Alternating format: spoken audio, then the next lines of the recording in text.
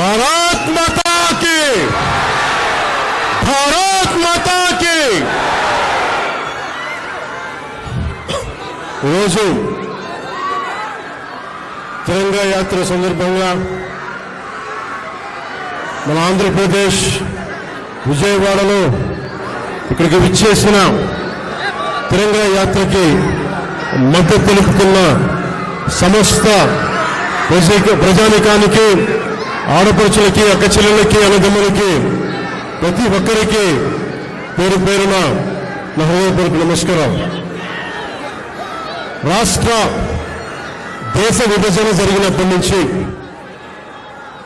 1947 దేశ విభజన జరిగినప్పటి నుంచి ఎప్పుడు మనం ప్రశాంతత చూడాలి.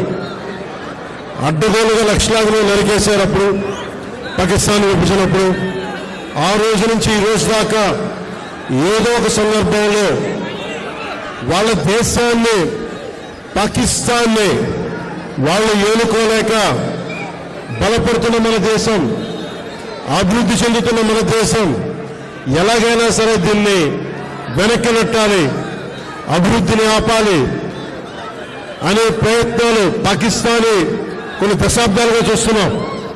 ముఖ్యంగా ముంబైలో 26/11 అప్పుడు తాజ్మహల్లో హోటల్ పైన కసబ్ లాంటి తీవ్రవాదులు 72 గంటల పాటు ఏ స్థాయి దాడులు చేశారో మీకు తెలుసు. అలాగే బాంబే పేలుళ్లు కానీ, కోయంబత్తూరులో బాంబు పేలుళ్లు కానీ, అలాగే గోకుల్ చాట్ కానీ, గోకుల్ చాట్ పేలుళ్లు కావచ్చు, లుంబిని పార్క్ పేలుళ్లు కావచ్చు, జామా మస్జిద్ పేలుళ్లు కావచ్చు, వీటన్నిటికీ వెనక పాకిస్తాన్ హస్తం ఉంది. వారు ముఖ్యంగా ఒకవైపు సరిహద్దుల్లో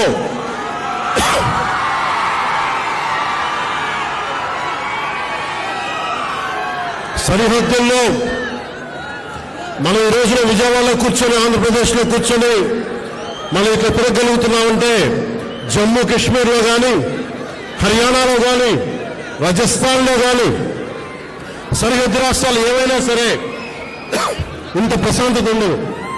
మనం చేయగలిగేది సైనికులకి మేము అండగా ఉన్నాం, మేము ధైర్యం చెప్పడం, అలాగే స్థానికంగా మనకి భారతదేశం లోపల ఎవరైనా సరే సూడో సెక్యులరిస్టులు ఎవరైనా సరే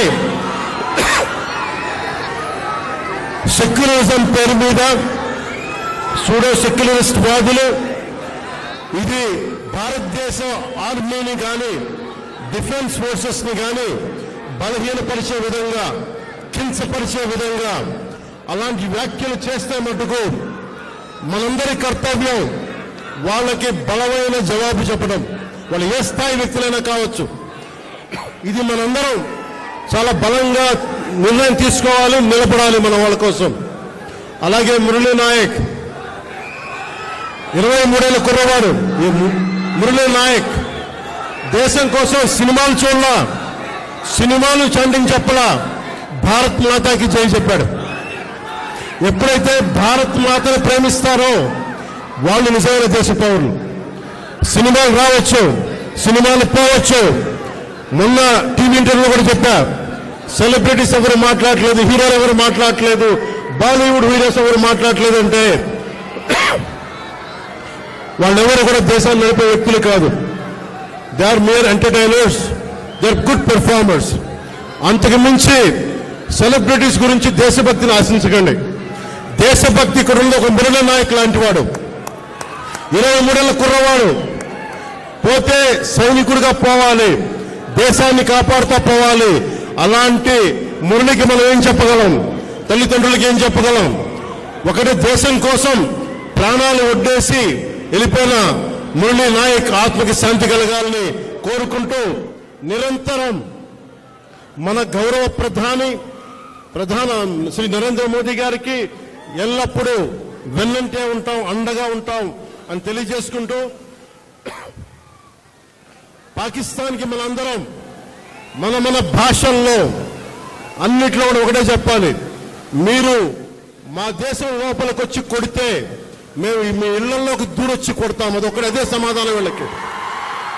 ఎంతకాలం ఇది నయా భారత్, కొత్త భారతం. శాంతి శాంతి శాంతి, శాంతి కపోతాలు ఎగరేయటం, శాంతి వచ్చే వాళ్ళు పనిచేయం. సహనం సహనం సహనం, సహనంతో చేతులు కట్టేశారు.